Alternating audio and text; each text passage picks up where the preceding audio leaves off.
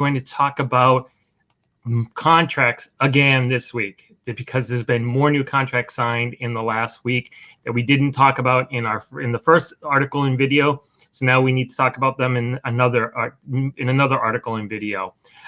So these are mostly contracts that were signed in the past week. So the first week of free agency was very hectic and a lot of players were signed, and then it slowed down a little bit, but there's still some contracts that were signed after last Friday when my last article was done.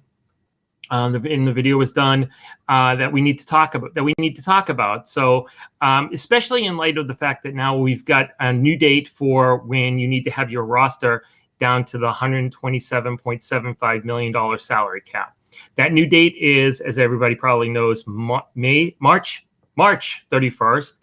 And so you've got less than a week to get your contracts in alignment, your salary cap in alignment, and make sure you still got at least 25 players plus draft picks. So, but let's talk about some of these contracts. And the first thing we're going to do is we're going to talk about these.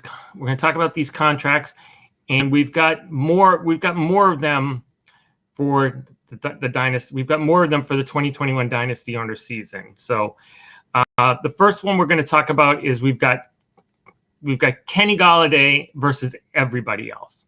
And basically the reason for that is Kenny Golladay signed a 4-year, $72 million contract with the New York Giants, basically superseding all other contracts that were signed in the past week. Nobody else got 4 years, except for the guys who signed in the first couple of days, like Jonnu Smith, and nobody got $72 million total contract. His average is $18 million, and that's even more than the franchise tags that were signed by Allen Robinson and Chris Godwin. And then, sort of for the rest, we've got people who signed contracts that were more than 1 year, but definitely aren't as much money as Kenny Golladay signed. And a lot of these guys aren't even really going to be owned in Dynasty owners. So we're talking about the rest. We're talking about Kyle Rudolph, who also signed with the New York Giants, but his salary is $6 million a year, which is down from $9 million a year last year. And at $9 million a year, he was 0% owned. And I predict that at $6 million a year, he's still going to be 0% owned, because his position rank here is shown as 44. That's projected. So you really can't have the 44th ranked tight end be taking up $6 million of your salary cap. Second on the list of the rest of those players is Mercedes Lewis, who re-signed with the Green Bay Packers. As you can see, he's got 1% roster, and I predict that probably whoever has him on those rosters are probably going to get rid of him, because his $4 million salary is a lot to pay for somebody who's projected to be the 57th ranked tight end in Dynasty owner. So we've got other guys who got some contracts, but we're not going to talk about them. There's more in the article. Next, we're going to look at wide receivers, and most of the wide receivers who sign new contracts are kind of the one and dones. So, we're not talking about the NCAA tournament freshmen, but we're talking about 1-year contracts. And two of the big ones that were signed were Will Fuller, who signed with the Miami Dolphins, and AJ Green, who signed with the Arizona Cardinals. Now, they're different in certain ways. Fuller got $10.6 million, which is an increase of about $8 million over his salary last year for the Texans. On the other side of the coin there, you've got AJ Green, who last year cost almost $18 million in salary cap room, and now this year is only going to cost you $6 million. So, but both of them are going to be free agents next year, so they're going to have to perform this year to get another contract for next year.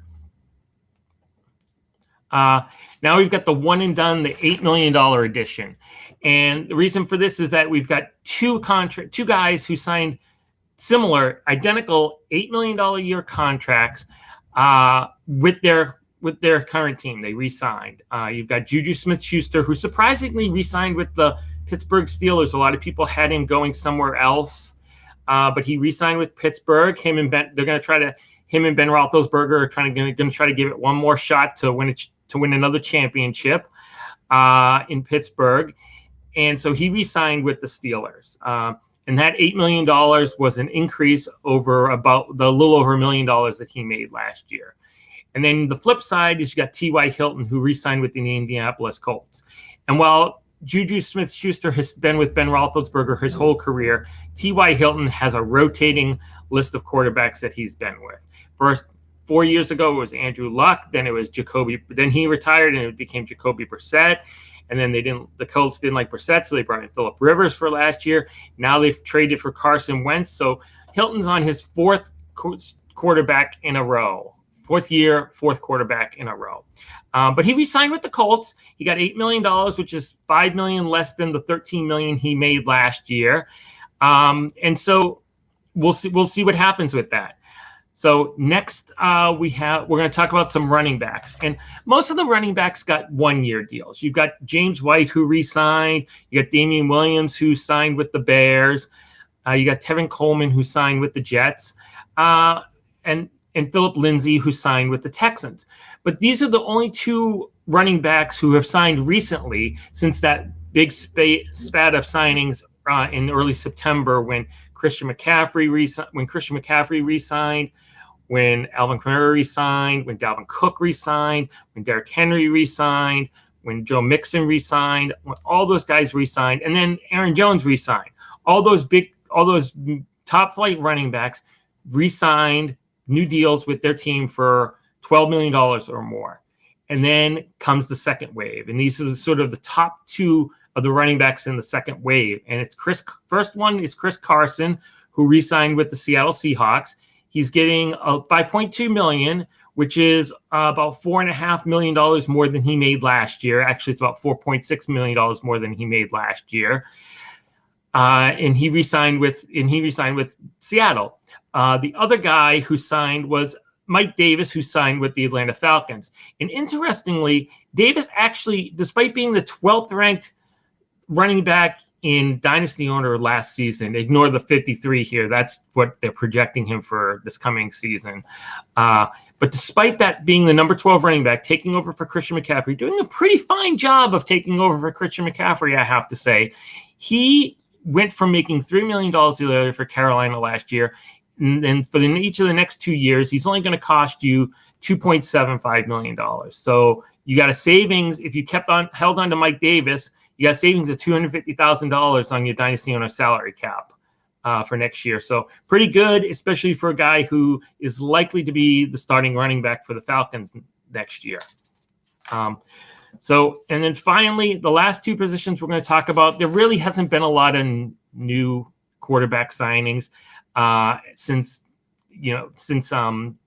we got the two older guys, the Andy Dalton and Ryan Fitzpatrick, signing those $10 million a year contracts. The first one, which is actually good news for those of you who maybe picked up Marcus Mariota or traded for him or just kind of held on to him last year, is that his salary, which last year was $8.8 million, has been reduced down to $3.5 million for this coming season. That's a restructuring, and that's one where the old contract was ripped up and the new contract becomes valid for Dynasty owners. So everybody who's got Marcus Mariota had him last year saving $5.3 million, and he's only costing you $3.5 million this year. So that's good for Dynasty owners. And finally, we're going to talk about everybody's favorite position, which of course is kicker. We've got two kickers here, sort of at opposite ends of the salary and, let's say, roster stability scale. You got Brandon McManus, who signed back in September a 4-year, $17.2 million contract with the Denver Broncos. He's going to make $4.3 million a year for the next 4 years on your salary cap. And so he's probably pretty locked in as the Denver kicker, despite the fact that he wasn't so great last year. He was only about the 14th ranked kicker. And now he's going to be paid, he's going to be the 5th highest paid kicker in the NFL. But it could be worse. You could be Justin Rohrwasser. So hopefully I pronounced that right. He was drafted very high. He had the 5th lowest ADP of kickers drafted last year when he was drafted by the New England Patriots. And Folks thought he was going to be the next Patriots kicker. He wasn't, and he just got recently released. And so now his salary has kicked back to $660,000 a year, which means if you need a cheap kicker contract right now to make your salary cap work, you might consider him. So far, we've got 34% who have done that or just held on to him all last year thinking he was still going to be the kicker and have him on their contract. So that's our look at all the players who got new. That's a look at all the players who got new contracts. Thanks for watching. Thanks for reading the article. Please make sure to follow me on Twitter. It's SteveVT33 on Twitter. Check out my video from last week to see about the initial contracts. Check out this video. Drop a note in the chat on YouTube telling us about your contracts. How's your contract situation going in Dynasty Owner? Did you already make your moves and you're under the salary cap? Do you have more to make now that we've got that extension by a week? Maybe some people held on. They had a little bit of patience, and now they've got a couple more days to sit down and figure out how they're going to get under that salary cap. I know both of my teams, I already did it. I'm under the salary cap. Some of it was painful, but I'm there. So now I can move on with both teams. So tell me, what did you do? What have you done? What are you going to do? Drop me a line. And don't forget, like the video, follow all of our other writers. You got Nate Christian on Mondays doing his prospect preview. You've got Matt the Jerk on Wednesdays looking at contracts, but he does team by team generally about the new contracts. And then Jay Pounds talks to you on Thursdays about rebuilding your Dynasty Owner team. So, and I'll be back Fridays. Usually I'm talking about the 2021 startup drafts, but we've talked about contracts the last 2 weeks because that's kind of the hot topic here with free agency coming on board. So, we'll all be back next week. Have a great one. Looking forward to the start of the new season and seeing how everybody does to get under those salary cap figures over the next couple of days.